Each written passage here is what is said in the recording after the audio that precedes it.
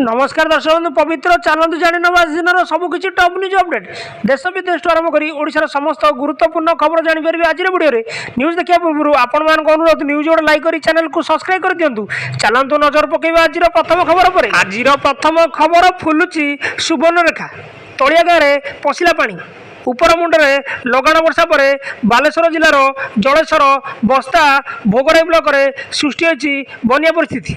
सुवर्णरेखा नदी में हठात पानी आसा जो भोगराई ब्लॉक नदीकूलिया एकाधिक गाँव में पानी पशिଛି। ग्रामवासी गृहपालित पशु को धरी नदी बंधरे पॉलिथिन टांगी आश्रय नौकरी सूचना मिली। परवर्ती खबर डायरिया स्थिति को नहीं मुख्यमंत्री समीक्षा बैठक कहले परिस्थिति नियंत्रणाधीन। राज्य में 6टी जिले में विभिन्न अंचल में देखाई डायरिया परिस्थिति और यार नियंत्रण पर ग्रहण कर विभिन्न पदक्षेप संपर्क में मुख्यमंत्री मोहन चरण माझी शनिवार लोकसभा भवन समीक्षा कर राज्य में परिस्थिति वर्तमान ह्रास पाई नूतन संक्रमित संख्या संपूर्ण ह्रास पाई नहीं बैठक जमापड़ी। जाजपुर भद्रक कटक केन्द्रापड़ा ढेंकानाल और केन्दुझर जिले में डायरिया संक्रमित संख्या ह्रास पाइबा सहित जनजीवन स्वाभाविक स्थिति को फेरी आसुची बोली सूचना मिली। परवर्ती खबर जुलाई 15 सुधा स्कूल पिला मिल पोशाक प्रथम रु 8 श्रेणी पिला मिल 2 हल लेखा ड्रेस। जुलाई 15 सुधा सरकारी और सरकारी अनुदान प्राप्त स्कूल छात्र छात्री मिल मागणा पोशाक प्रथम श्रेणी रु 8 श्रेणी पर्यंत स्कूल छात्र छात्री को 2 हल लेखाए पोशाक मिल एने समस्त जिला शिक्षाधिकारी और जिला प्रकल्प संयोजक को निर्देश दिया सूचना मिली। परवर्ती खबर आहरी महंगा है ओमफेड क्षीर।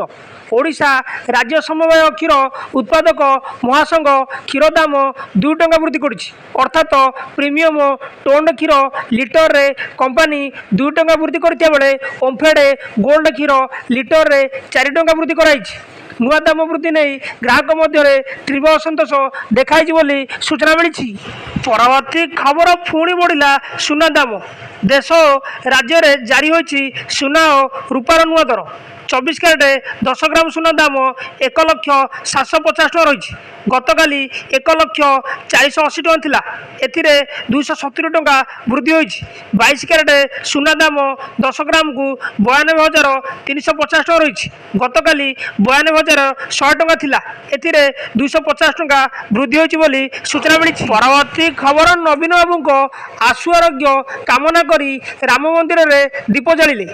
भुवनेश्वर राम मंदिर प्रांगण में भुवनेश्वर मध्यम विधायक अनंत नारायण जेना संयोजन वरिष्ठ नागरिक मान द्वारा नवीन पट्टनायक आशु आरोग्य कामना करी दीपजल सहित हनुमान चालीसा पाठ कराइथिला। श्री पट्टनायक किभली शीघ्र सुस्थ होई भुवनेश्वर फेरिबे सेथिपाई प्रभु श्रीराम निकट में समूह प्रार्थना कराइथिला बोली सूचना मिली। परवर्ती खबर जोग दिवस रे जोग कले मुख्यमंत्री मोहन माझी। अंतर्जातीय जोग दिवस रे जोग करिसेंती मुख्यमंत्री मोहन चरण माझी।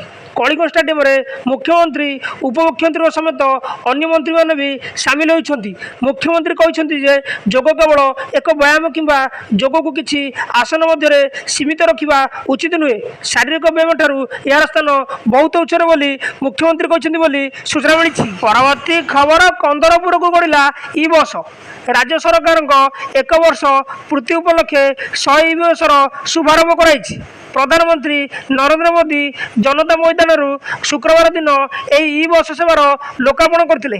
या सहित कटक नराज ठारे निर्माण होता नुआ बस डिपो को प्रधानमंत्री उद्घाटन करते। यह परिप्रेक्षी में आज कंदरपुर को ई बस गड़िया आरंभ कर जमापड़ी बोली सूचना मिली। परवर्ती खबर डायरिया जाजपुर में पुणी 5 होटेल सील।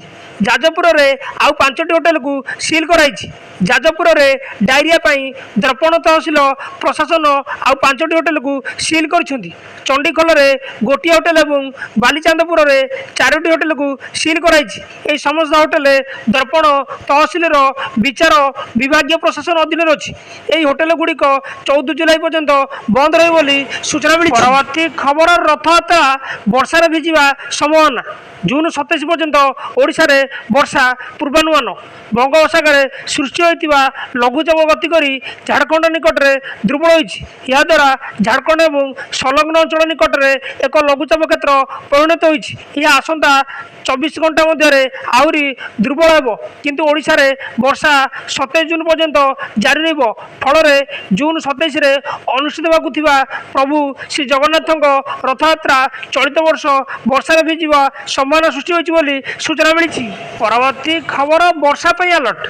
बर्तमान राज्य में विशेष वर्षार संभावना नहीं।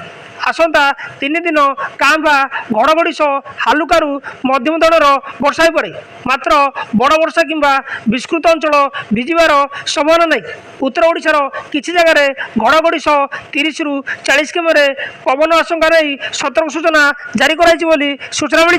परवर्ती खबर केन्दुपत्र तोलाड़ी बंधाणी 100 कोटी ऊर्ध्व टंकार सहायता। राज्यर लक्ष लक्ष केन्दुपत्र तोलाड़ी बंधाणी और सीजनाल स्टाफ मुख्यमंत्री कल्याण पांठि 100 कोटी ऊर्ध्व टंकार व्यवस्था कर। शनिवार भुवनेश्वर राज्य अतिथि भवन ठारे विभिन्न जिलूर शह शह संख्यार आसीथिबा ओडिशा केन्दुपत्र संघर कर्मकर्ता और सदस्य माने मुख्यमंत्री मोहन चरण माझी को भेटी धन्यवाद और कृतज्ञता प्रकाश करथिले बोली सूचना मिली। परवर्ती खबर छक्का मारी विस्फोरक शतक हासिल कले पंत। भारत इंग्लैंड मध्य 5 मैच विशिष्ट टेस्ट सीरीज प्रथम मैच जून 20 ठारू आरंभ होइछि। मैचर द्वितीय दिन में यशस्वी जयसवाल शुभमन गिल एवं ऋषभ पंत भी शतक हासिल कर। पंत यह मैच विस्फोरक बैटिंग कर नजर आसुंच, कारण से 150 बॉलरू शतक हासिल करते जो 5 छक्का 10 चौका मारी। छक्का मारी पंत निज क्यारियर सप्तम शतक हासिल कर सूचना मिली। न्यूजटी ये समाप्त होती। न्यूजटी भल लगी आपण मान अनुरोध निहाती भावे न्यूज गोटे लाइक कर चैनल को सब्सक्राइब कर दिंतु।